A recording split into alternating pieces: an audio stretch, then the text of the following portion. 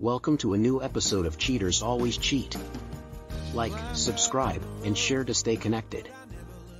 The lights of my house glowed warmly in the darkness as I pulled into the driveway. It had been a long, grueling business trip, and all I wanted was to hold Patricia, my wife, in my arms, pour myself a stiff drink, and sleep for a week straight. Imagine my surprise when I found the front door unlocked. Patricia must have forgotten to bolt it, I thought, shaking my head with a smile. Little things like these made her all the more endearing to me. I opened the door quietly, hoping to surprise her. The house was silent, and the lights dimmed, indicating she was probably asleep. I walked to our bedroom, my heart filled with warmth and love. But as I pushed the door open, that warmth turned into a bitter cold. Patricia, my Patricia, was in bed with Ethan, my best friend Ethan. The sight of them together was like a punch to the gut. My mind swirled, unable to comprehend the scene before me. But the sound of my sharp intake of breath jolted them awake. Patricia screamed, pulling the sheets around her, and Ethan jumped up, cursing. They looked at me with wide, terrified eyes. I felt my world crumble, replaced by a cold, hard resolve. My father's face flashed before me, a painful reminder of another betrayal from years ago. This was a road I'd walked before, and I knew what I had to do. I didn't shout, didn't create a scene. Instead, I let out a chilling laugh. "A surprise indeed," I said, my voice icy. "Get dressed, both of you. We'll talk about this later." I turned around and walked out, leaving them in their shock and guilt. As I went to the guest room, my mind began churning. This was a game of chess now, and I was a grandmaster at it. Over the next few weeks, I made sure to distance myself from Patricia and Ethan. I was still cordial with them, but I never let them see beyond my polite smiles and empty words. All the while, I gathered evidence of their affair, collecting emails, messages, pictures, anything that could serve my purpose. Ethan, the fool, was easy to manipulate. I knew his weaknesses well, greed and ambition. So I introduced him to a lucrative investment opportunity, a sure-shot way to multiply his wealth. The catch? It was a fraudulent scheme, but Ethan, blinded by the prospect of quick money, didn't see through it. Patricia, on the other hand, was battling her own demons. I could see the guilt eating at her, making her restless. She wanted to confess, but I played on her fears. If Ethan finds himself in any legal trouble because of this investment, I might be able to help him, I assured her, so she kept her secret and I kept mine. As Ethan's financial situation worsened, I stepped in as the benevolent friend, offering him a loan. The only condition? He had to put up his shares in a tech company as collateral. He was hesitant, but the fear of going bankrupt pushed him to agree. Patricia finally confessed, her face pale and her eyes full of tears. I put on a shocked expression, pretending to forgive her. I convinced her that we should help Ethan out of this mess. She agreed, and with her own savings, bought the shares from Ethan at a throwaway price. Then, the fraud was exposed. The investors were left penniless, Ethan among them. The legal implications of his involvement ensured he couldn't recover his financial standing. Patricia was left with nothing but the plummeting shares of the tech company. Finally, I revealed my knowledge of the affair. Patricia's face went ashen as I outlined my meticulous plan of revenge, how I had exploited their weaknesses and used their own sins against them.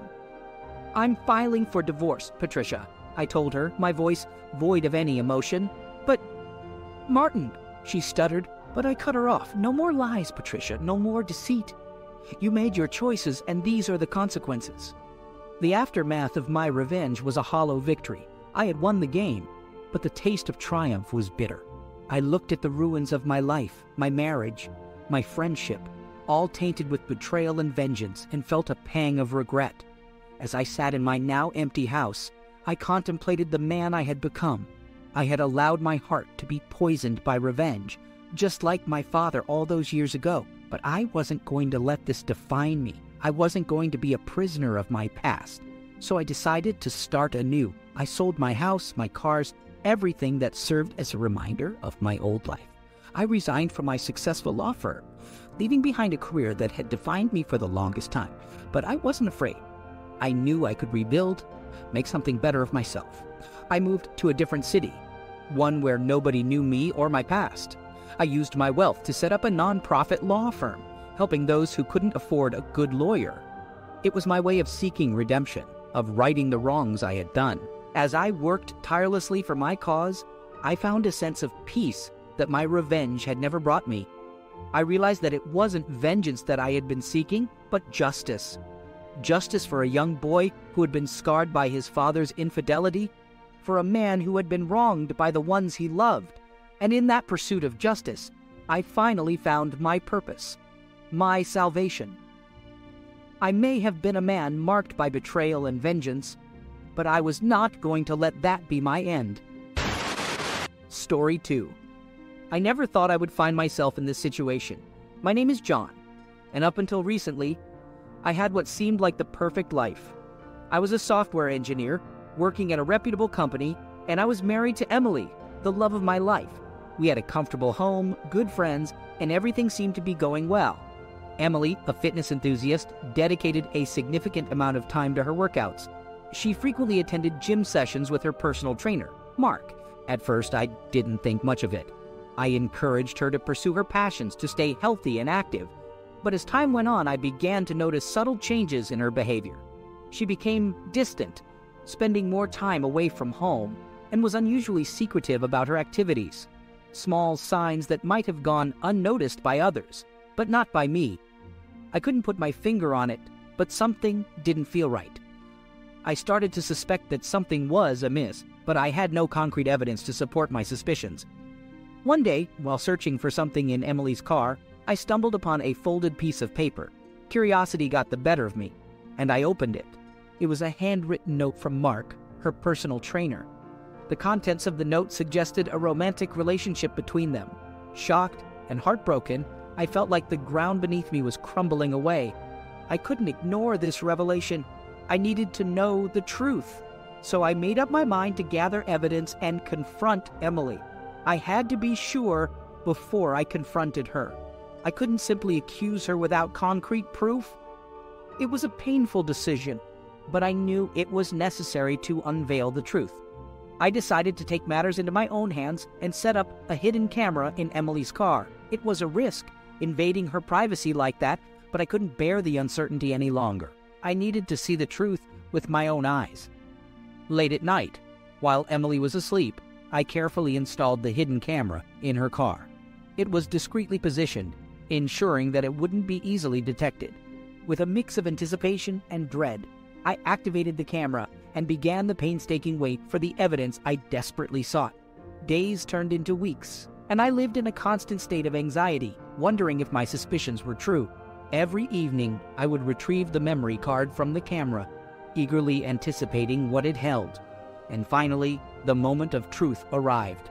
I sat in my dimly lit room, heart pounding in my chest as I watched the recorded videos. My hands trembled as I fast-forwarded through mundane moments, hoping to find something that would confirm or deny my suspicions. And then, there it was, a video that shattered my world. I watched in agony as the intimate moments between Emily and Mark unfolded before my eyes. The pain I felt was indescribable. It was as if a knife had been driven into my heart, twisting and turning with each betrayal captured on that screen. The person I loved and trusted had deceived me in the most profound way. The nights became sleepless and the days turned into a fog of despair. I couldn't fathom how Emily could have done this to me, to our marriage. Anger and betrayal coursed through my veins, fueling a burning desire to confront her and expose her infidelity to the world. Fueled by a mixture of anger and betrayal, I couldn't keep the truth to myself any longer. The evidence I had gathered was too powerful to ignore. It was time for Emily to face the consequences of her actions. The opportunity presented itself when I learned that Emily was scheduled to give a crucial presentation at her workplace. It would be a high-pressure situation with her colleagues and superiors in attendance. I knew it was the perfect moment to confront her and reveal the evidence of her affair. As the day arrived, I mustered up every ounce of courage I had left. I walked into the building, my heart pounding with anticipation and nerves. The presentation had already begun when I discreetly made my way to the back of the room, ensuring I had a clear view of Emily. She stood confidently at the front, her voice steady as she delivered her carefully prepared speech. But her facade of innocence was about to crumble. With sweaty palms and a voice trembling with emotion, I approached the front of the room, holding the evidence in my hands. As I stood beside Emily, the room fell silent and all eyes turned towards us. "Emily," I said, my voice quivering with a mix of pain and anger, "I have something to show you all." I revealed the hidden camera footage displaying the closeness between Emily and Mark for everyone to see. Gasps of disbelief echoed through the room as her colleagues stared at the screen, their jaws dropping in shock. Emily's face turned pale, her eyes wide with a mixture of fear and guilt. She stuttered, attempting to form words that could somehow justify her actions, but it was too late. The room erupted in a chaotic mixture of whispers, gasps, and murmurs. Emily's carefully constructed facade had shattered, and the truth about her infidelity was laid bare. Her professional reputation and personal integrity were forever tarnished. As I walked out of the room, a whirlwind of emotions consumed me. I felt a strange combination of relief and heartache. The pain of the betrayal was still fresh, but the burden of carrying that secret had been lifted. The truth was out, and Emily could no longer hide from the consequences of her choices. In the aftermath of the confrontation, I made a decision that would further unravel the lives of those involved. I sought out Mark's wife, Lisa, driven by a need for solace and justice. She deserved to know the truth, just as I did. Lisa was a woman who had been betrayed by her own husband, deceived by the same web of lies that had entangled me. It was a painful conversation, filled with tears and shared anguish. I revealed the truth about Mark and Emily's affair, laying bare the painful reality that had been kept hidden from her. The revelation shook Lisa's world to its core. The foundations of trust and love that she had built her life upon had crumbled beneath her feet. She faced the difficult task of deciding how to move forward, whether to salvage her marriage or to part ways with a man who had shattered her heart. The fallout from the affair extended beyond Mark and Emily's personal lives. It rippled through their families, their friends, and their professional networks. The betrayal had caused a wave of upheaval, exposing cracks in relationships that had once seemed unbreakable. As for me, I had made up my mind. I could no longer continue in a marriage tainted by lies and betrayal. I filed for divorce, determined to sever all ties with Emily and embark on a new chapter of my life. The divorce proceedings became a battleground, where emotions ran high, and every decision felt like a personal attack. The division of assets became a source of contention, as we fought tooth and nail to protect what we believed was rightfully ours. The once seemingly happy couple was now locked in a bitter legal battle, each side trying to claim victory in their own way. But amidst the chaos and animosity, there were moments of clarity. I realized that fighting over material possessions would only prolong the pain and delay the healing process.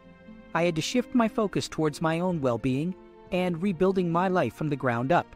With the support of my friends and family who stood by my side unwaveringly, I started to rebuild my shattered sense of self. They became my pillars of strength, offering a listening ear, words of encouragement, and a reminder that I was not alone in this journey. Therapy became a vital part of my healing process. I sought professional guidance to navigate the complex emotions I was experiencing. It was through therapy that I began to unravel the layers of pain, betrayal, and self-doubt that had accumulated over time. I learned to forgive myself for not seeing the signs earlier and to accept that the choices of others were beyond my control. Slowly but surely, I started to regain my sense of self-worth. I focused on my career, pouring my energy into my work as a software engineer. The professional realm provided a refuge where I could channel my emotions into something productive. It gave me a sense of purpose and accomplishment, allowing me to rebuild my confidence one project at a time. As the legal battle raged on, I made a conscious decision to rise above the bitterness and resentment. I refused to let the betrayal define me or dictate my future. Instead, I channeled my energy into acts of kindness and personal growth. During this tumultuous period, I discovered a newfound strength within myself. The pain had stripped away the illusions of invincibility and forced me to confront my vulnerabilities. I realized that healing was a process that required time, patience, and self-compassion. But just when I thought my heart had become impervious to love, a glimmer of hope entered my life. It came in the form of a compassionate and understanding woman named Sarah. We crossed paths unexpectedly, and a connection sparked between us, an understanding born from shared experiences of heartbreak and betrayal. Sarah became my confidant, my rock, and my source of solace. She understood the wounds I carried as she had her own battles to fight. Together, we embarked on a journey of healing and growth, supporting each other through the highs and lows of our respective recoveries.